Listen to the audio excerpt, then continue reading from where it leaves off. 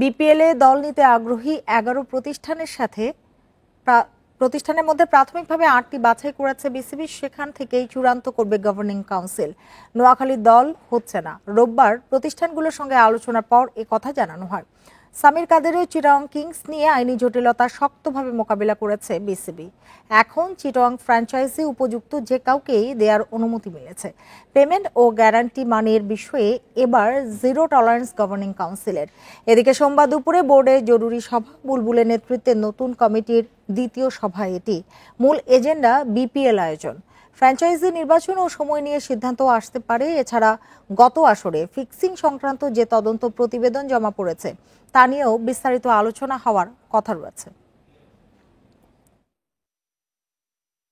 Company অনেক document চাওয়া হয়েছিল, এগুলিতেই ফুলফিল, মানে প্রথম ইয়েতেই কাটা পড়ে গেছে যে আপনার যখন আপনি ইউআই গাইডলাইনটা ফলো করেনি। এই 8টার মধ্যে আমরা ধরেন যে কয়টা বাকি কোয়ালিফাই করে, বিসিবি আসলে এখন যে কাউকে আসলে কনসিডার করতে পারবে চিটাগং এর যে বিপিএল টিম সেটা দেওয়ার জন্য, এবং সেটা টার্মস অ্যান্ড কন্ডিশনস যারাই ফুলফিল করবে তাকেই আসলে দিতে পারবে।